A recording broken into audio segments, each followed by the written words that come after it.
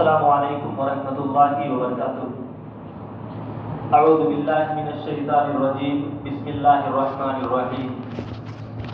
فاذکرونی اذکرکم واشکروا لی ولا تکفرون۔ محترم حاضرین، قرآن مجید کا پارہ نمبر 2، اس کی کچھ آیتوں کا خلاصہ۔ ایک آیت کے اندر اللہ رب العالمین نے مسلمانوں سے کہا کہ فاذکرونی، مسلمانوں تم مجھے یاد کیا کرو، اذکرکم تو میں تم کو یاد کروں گا، تم مجھے یاد کرو گے تو میں تم کو یاد کروں گا، واشکروا لی، اور میرا شکر ادا کرتے رہو، ولا تکفرون، اور میری ناشکری مت کیا کرو۔ اگر کوئی مسلمان اللہ کو یاد کرے تو اللہ اس کو یاد کرتا ہے۔ اللہ کے رسول جناب محمد رسول اللہ صلی اللہ علیہ وسلم بیان فرماتے ہیں کہ اللہ فرماتا ہے کہ اگر تم مجھے اکیلے میں یاد کرو تو میں تمہیں اکیلے میں یاد کروں گا۔ اگر کوئی مسلمان اللہ کو دل میں یاد کرتا ہے تو اللہ اسے اپنے دل میں یاد کرتا ہے۔ اگر کوئی مسلمان اللہ رب العالمین کو مجلسوں میں یاد کرتا ہے تو اللہ کے رسول فرماتے ہیں، اللہ فرماتا ہے کہ میں تمہیں فرشتوں کی مجلسوں میں یاد کروں گا۔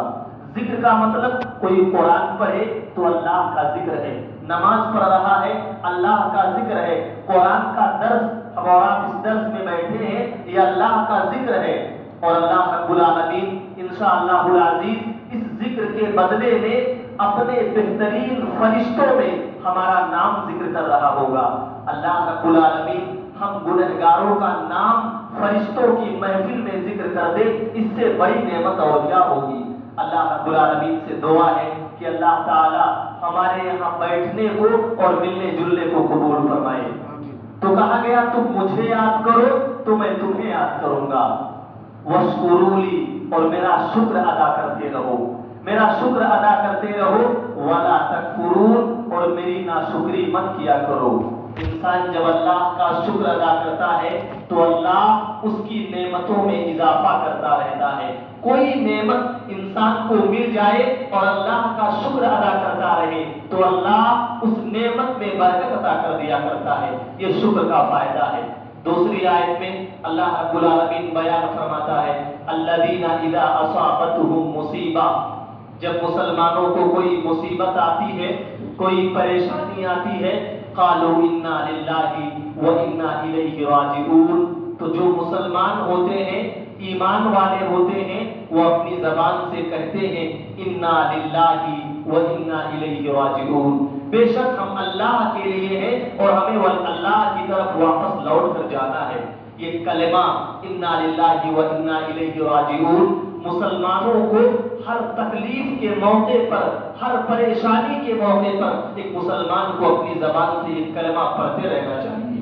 جناب محمد رسول اللہ صلی اللہ علیہ وسلم اپنے گھر میں موجود تھے، آپ کے گھر میں کوئی لالٹین جل رہا تھا یا دیا جلایا جا رہا تھا، اجالا تھا، اچانک وہ بجھ گیا۔ اللہ کے رسول نے کہا انا للہ و انا الیہ راجعون۔ حضرت عائشہ رضی اللہ تعالی عنہا نے سوال کر لیا، یا رسول اللہ صلی اللہ علیہ وسلم، آپ روشنی کے گم ہو جانے پر یہ دعا پڑھ رہے ہیں؟ اللہ کے رسول نے کہا، عائشہ بڑی سے بڑی مصیبت ہو، چھوٹی سی چھوٹی پریشانی ہو، اگر اس دعا کو پڑھ لیا جائے تو اللہ کی رحمت ہمارے اوپر آ جاتی ہے۔ اس دعا کا مقام اتنا بڑا ہے، حضرت ابو سلمہ رضی اللہ تعالیٰ عنہ اپنی بیوی ام سلمہ کے پاس آئے اور کہا، ام سلمہ آج اللہ کے رسول نے مجھے ایک دعا سکھلائی ہے، اگر کوئی مسلمان اس دعا کو پریشانی کے موقع پر پڑھ لے تو اللہ اس پریشانی پر اس سے بہتر بدلہ دیا کرتا ہے۔ حضرت ام سلمہ نے کہا وہ کون سی دعا ہے؟ حضرت ابو سلمہ نے بتایا انا للہ و انا الیہ راجعون، اللہم اجرنی فی مصیبتی واخلف لی خیرا منہا۔ کہا ام سلمہ پریشانی کے موقع پر اگر تم یہ دعا پڑھ لو تو اللہ تمہیں اس سے بہتر بدلہ ادا کرے گا۔ ام سلمہ کہتی ہے چند دنوں کے بعد میرے شوہر ابو سلمہ کا انتقال ہو گیا۔ جب ان کا انتقال ہوا تو ان کا یہ کلمہ اور جملہ مجھے یاد تھا کہ اگر یہ دعا پڑھ لو تو اللہ تمہیں اس سے بہتر بدلہ دے گا.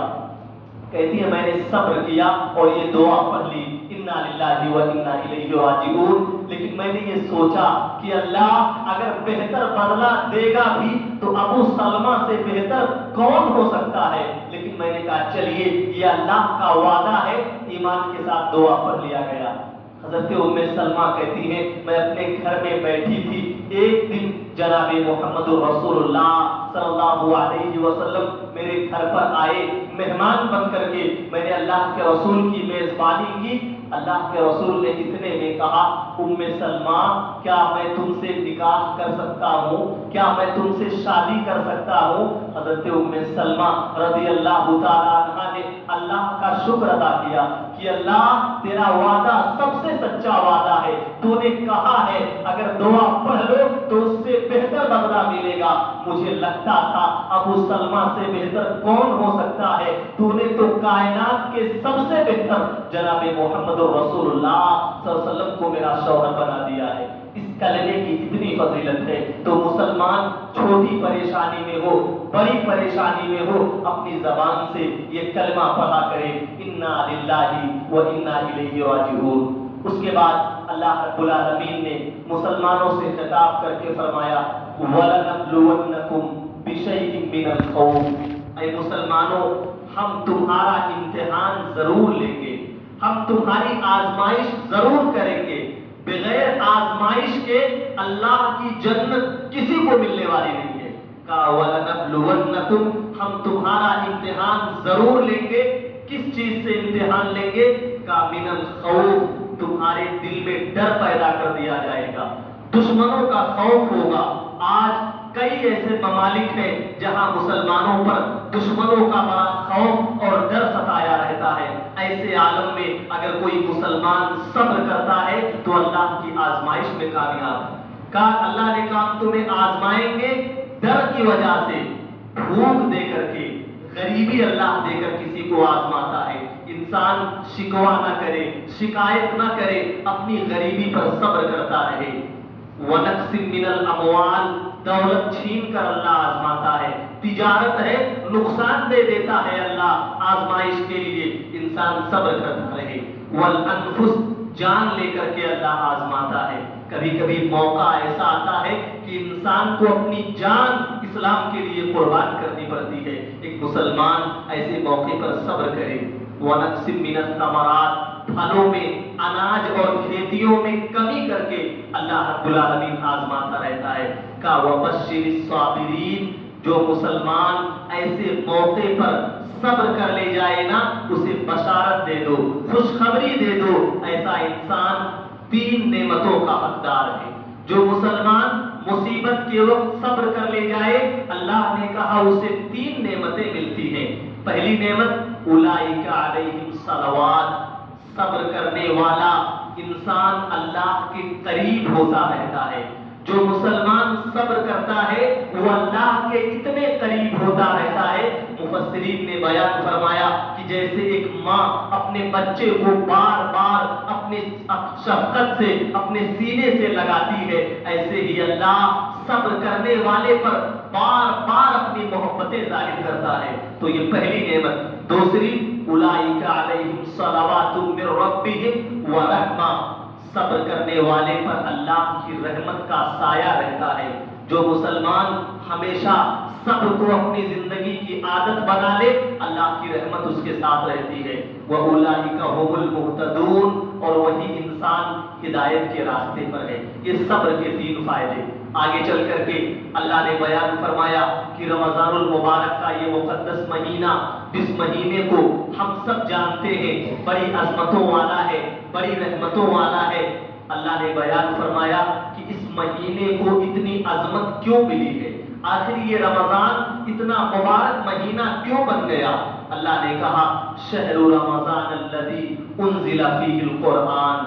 رمضان کی ساری برکتیں رمضان کی سارے انعامات اللہ نے جو اتارے ہیں نا ایک وجہ سے اس لیے کہ اسی مبارک مہینے میں اللہ نے اپنی کتاب قرآن کو نازل کیا ہے. قرآن کے نازل ہونے کی وجہ سے یہ مہینہ برکت ہے.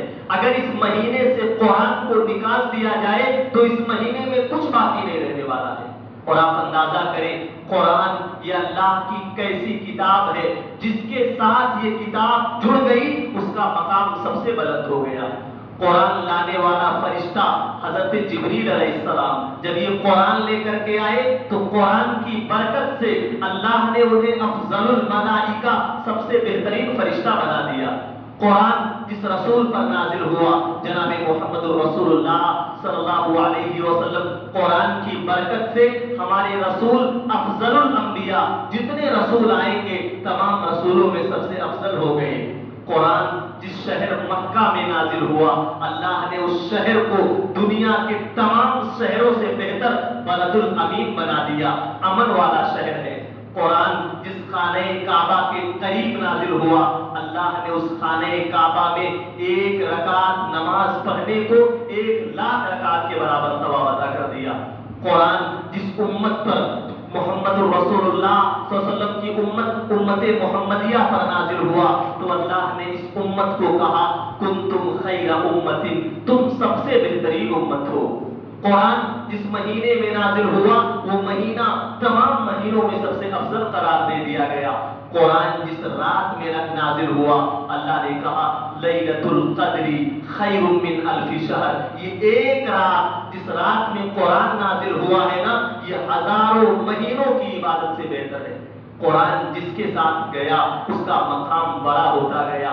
رمضان المبارک کے مہینے میں جتنا ہو سکے ایک مسلمان قرآن سے جڑتا رہے، قرآن پڑھے، امام کے پیچھے قیام اللیل میں قرآن سنے، درس قرآن میں شریک ہو، قرآن سے جڑتا جائے۔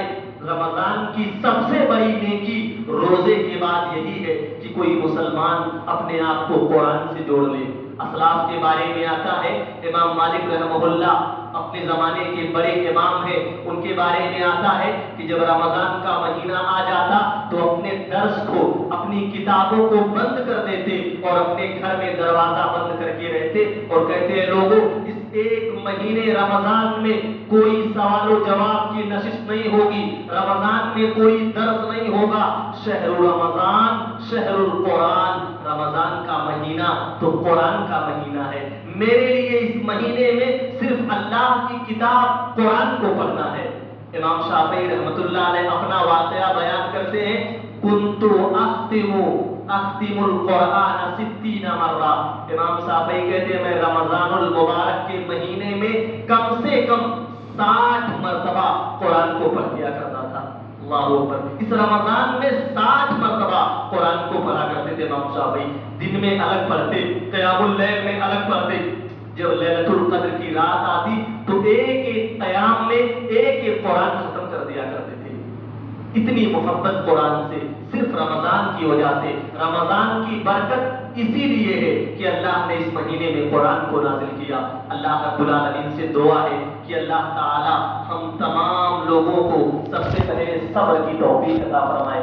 اللہ رب العالمین ہم تمام لوگوں کو اللہ کا ذکر کرنے کی اور قرآن کے دروس میں شریک ہونے کی توفیق دے۔ اللہ تعالی ہم تمام لوگوں کو زیادہ سے زیادہ نیکیاں کرنے کی توفیق دے۔ اللہ رب العالمین ہمارے دلوں میں قرآن مجید کی محبت پیدا فرمائے۔ اللہ تعالی ہمارے رمضان کے تمام اعمال کو اپنی رحمت سے قبول فرمائے۔ اللہ رب العالمین اس مبارک مہینے میں اپنی رحمت سے ہم تمام لوگوں کے گردنوں کو جہنم سے آزاد فرمائے۔ اللہ تعالی ہم جب تک زندہ رہیں ایمان پہ رہیں، ہماری موت ہو تو توحید پر ہو۔ آمین و سلام۔